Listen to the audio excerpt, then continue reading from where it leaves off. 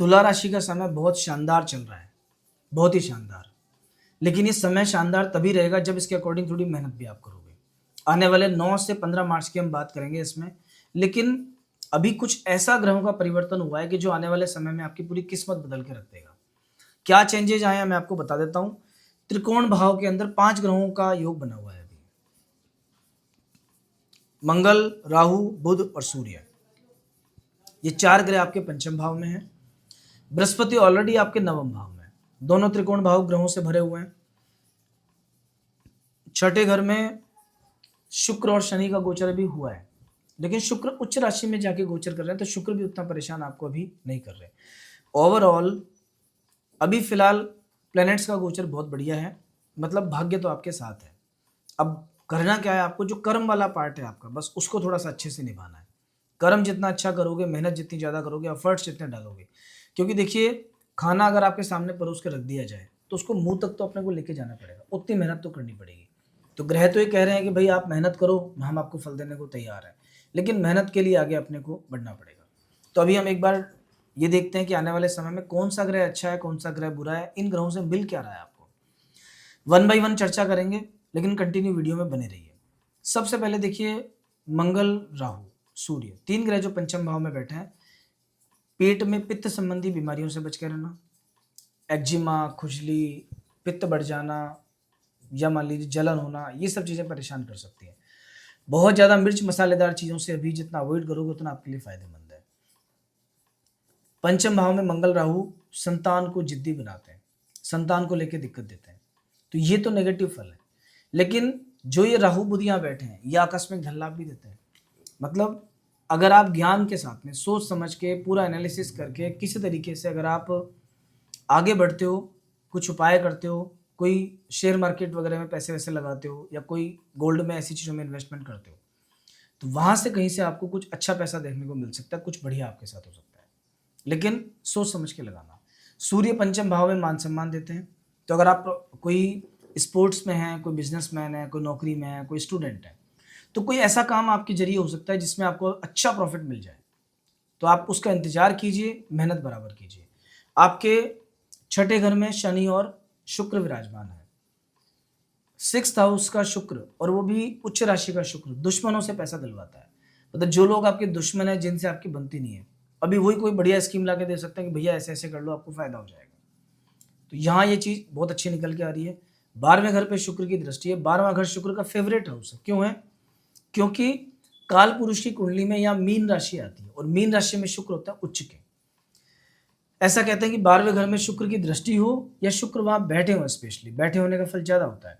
तो ऐसा व्यक्ति धनवान होता है, सुख सुविधाएं उसको मिलती हैं, नए नए सुख भोगने को मिलता है। तो अभी ये सब चीजें आपके सामने धीरे धीरे आएंगी, बस आप थोड़ा सा इंतजार करो। 9th हाउस में बृहस्पति है, भाग्य के स्थान में। 9वें घर का व्यक्ति, अगर किसी की कुंडली में 9वें घर का बृहस्पति मिल जाए, तो ये समझना कि पूर्व जन्म में वो पुण्यात्मा था, उसने कोई मंदिर की स्थापना करी है, बहुत पूजा पाठ किया है, जब तब किया, तब जाके 9वें घर में बृहस्पति उसको मिले हैं। ये ऐसे नहीं मिलता, ये भाग्य से ही मिलता है। खैर, यहाँ बैठे हुए बृहस्पति की दृष्टि पड़ेगी सबसे पहले आपके लग्न पर, फिर आपके 3rd हाउस पे, फिर आपके 5th हाउस पर।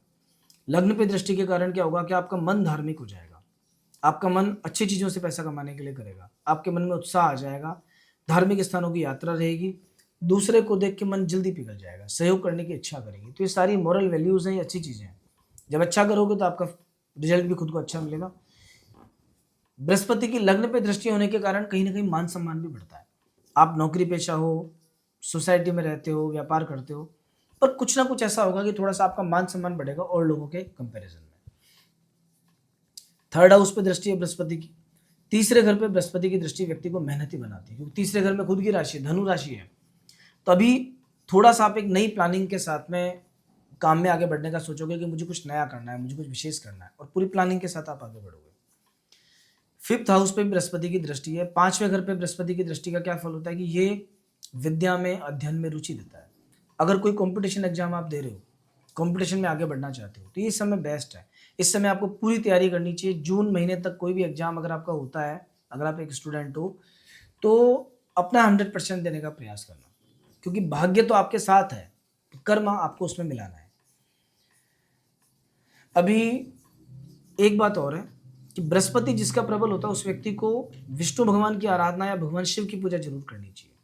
तो अगर आप चाहते हो कि आपको ये बृहस्पति देवता अपना पूरा फल दें, तो थोड़ा सा तो विष्णु भगवान की आराधना चालू कर दो। भले ही विष्णु सहस्त्र नाम का पाठ करो, राम रक्षा स्तोत्र पढ़ो, कुछ भी नहीं आता, संस्कृत नहीं आती आपको, सिंपल एक कॉपी लेना, रेड पेन से राम राम राम लिखना, मिनिमम 3 पेज डेली लिखना, क्योंकि ये भगवान राम भी विष्णु भगवान के तो अवतार हैं। तो बस इस चीज़ से बृहस्पति के जो पॉजिटिव फल है ये मिलेंगे। और 1 रोटी प्रतिदिन गाय को खिलाना स्टार्ट करो। जो भी भोजन आप करते हो उसमें से 1 रोटी निकालो, पहले गाय को दो, उसके बाद में आप खुद खाओ। तो नियम बहुत जरा सा है, लेकिन ये आपकी ज़िंदगी में बहुत पॉजिटिव चेंज लेके आएगा। 11वें घर में केतु है, बड़े भाइयों से बच के रहना, कोई वाद विवाद हो सकता है, झगड़ा हो सकता है, कान की या कंधे की चोट आपको लग सकती है जरा सी, यहाँ भी थोड़ा सा ध्यान रखना।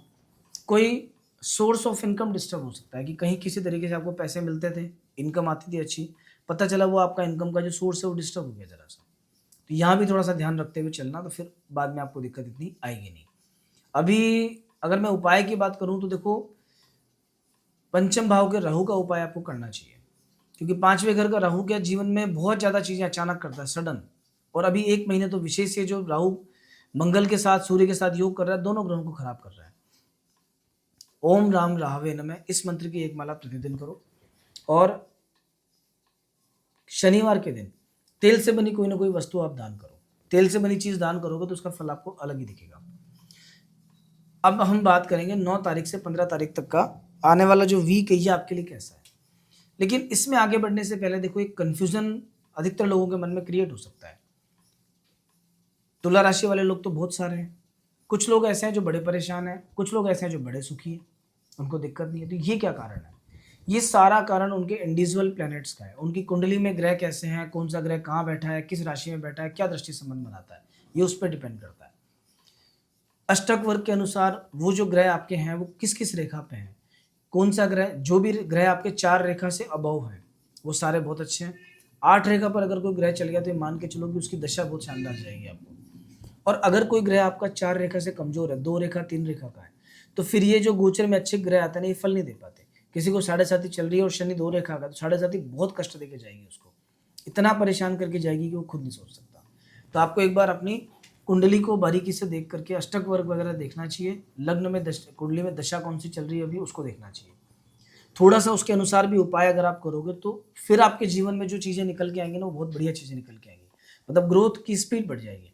आप ऐसे समझ लो कि अगर कोई व्यक्ति, उसे कहीं जाना है और एक चौराहे पे पहुंच गया, या 4 रास्ते हैं, उसको समझ नहीं आ रहा मैं कहाँ जाऊँ।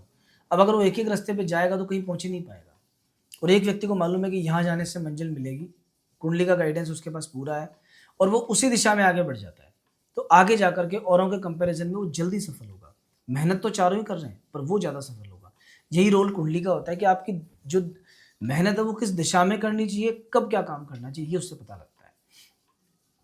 तो अब बात करेंगे 9 तारीख से 15 तारीख का समय कैसा है। सबसे पहले 9, 10 और 11 ये 3 दिन फाइनेंस के मामले में ठीक है।